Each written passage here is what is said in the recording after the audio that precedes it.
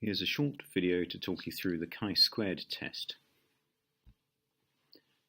If you look on your formula sheet, it has this fairly scary looking formula, which is really not as bad as it looks. But if you're writing this up in your coursework, you will need to write the formula. The chi-squared test is a test to tell you whether there is a relationship between two data sets. In other words, whether there is a difference in the way that two or more data sets respond to something. Now, I've chosen those words very carefully. What it does not do is tell you whether there is a correlation, and people often use that word incorrectly.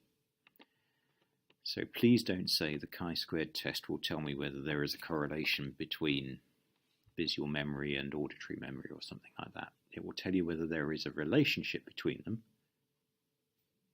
but not whether there's a correlation. It tells you nothing about the type of relationship, so it tells you nothing about whether there is a correlation. It just tells you there may be something different about the way that boys respond to merits compared with the ways that girls respond to merits. Okay. So it's really important that you understand what the chi-squared test is telling you is whether you have two separate groups that respond somehow in different ways, or whether you have groups which might or might not be separate, but you can't really tell them apart. So you always have to start off with your two hypotheses, and in your coursework you have to state what these are, and in an exam it may well ask you to state what they are. So H0 is called the null hypothesis, and that is always that one thing does not depend upon the other. So in this example, I'm claiming that smoking depends upon gender. Okay. In your coursework, you may be claiming that maths ability depends upon English ability, or strength depends upon year group, or performance in memory tests depends upon gender. Okay. So the null hypothesis is always that they do not depend upon each other. H1, the alternate hypothesis, is always that the first thing does depend upon the second thing. So we start off by putting our data into a table, and it's important that you understand this is called the observed table. And we break it up.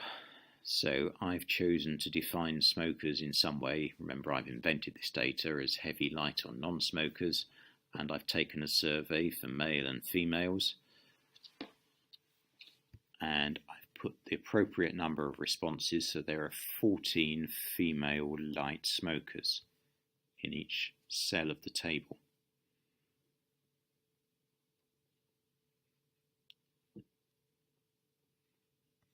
And I've calculated the column totals and the row totals and the grand total.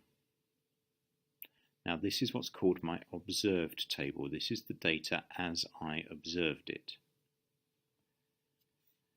Then I calculate the expected table.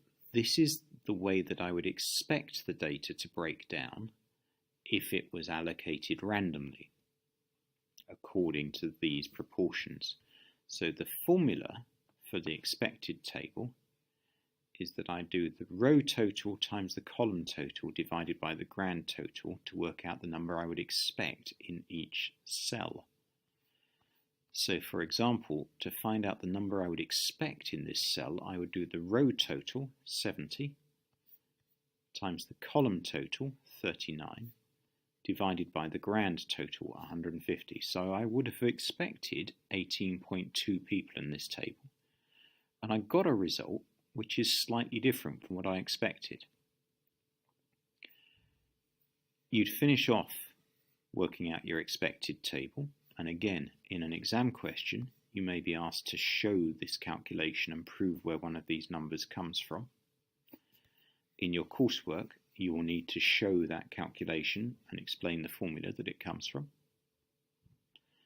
Now, what the chi-squared value is all about here is really just giving a measure of how big the difference is between the data we actually collected in each cell and the number we would have expected to find in each cell. So what we do is, using the formula at the top of the page, for each cell we find the difference between the observed and the expected value, we square it, and then we divide it by the expected value. So here, observed 20 minus expected 18.2 squared divided by 18.2. Then we move to the next cell and we do the observed minus the expected in the corresponding cell squared and divided by the expected. So you do that running through every cell in your table. So in this case, I've got my 6 cells of data, and we add it up at the end, and this gives me my chi-squared value. Now there are a few things you need to know about how we apply that value now, but before we go on, you need to have designed your table so that every box, every cell in this expected table has a value of 5 or more.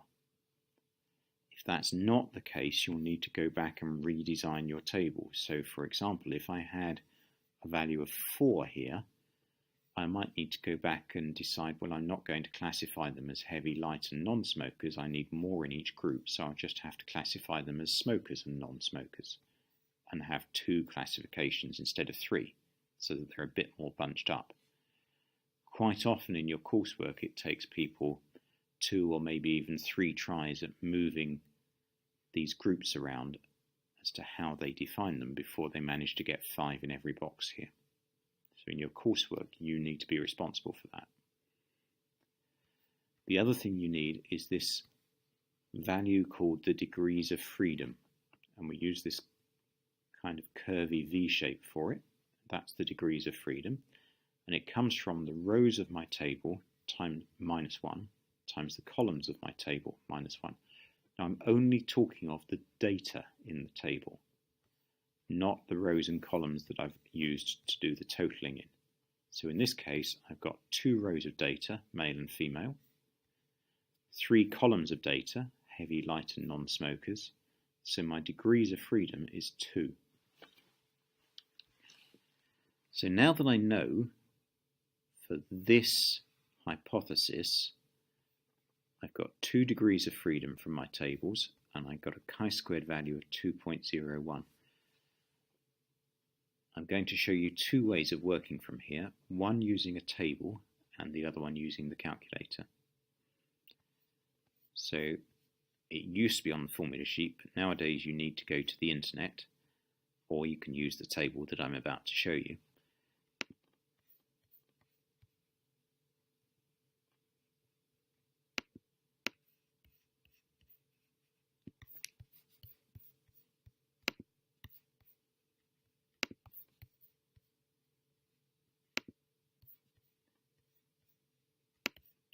Here we have a chi-squared table.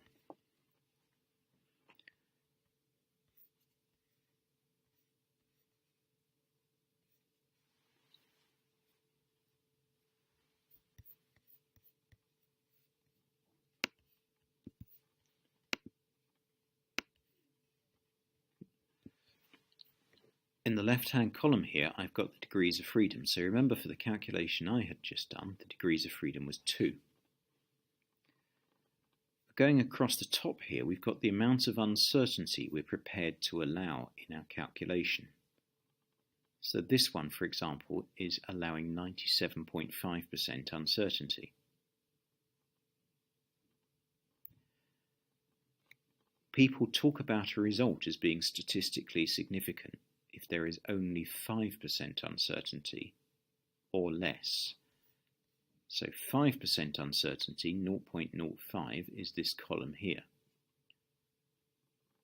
So for me to have a statistically significant result with 2 degrees of freedom, my chi-squared value needs to be 5.991 or more. Remember, the value that we calculated was much less than that, so we would have to say that our data does not give us enough evidence to say that smoking does depend upon gender, at least not in a statistically significant way.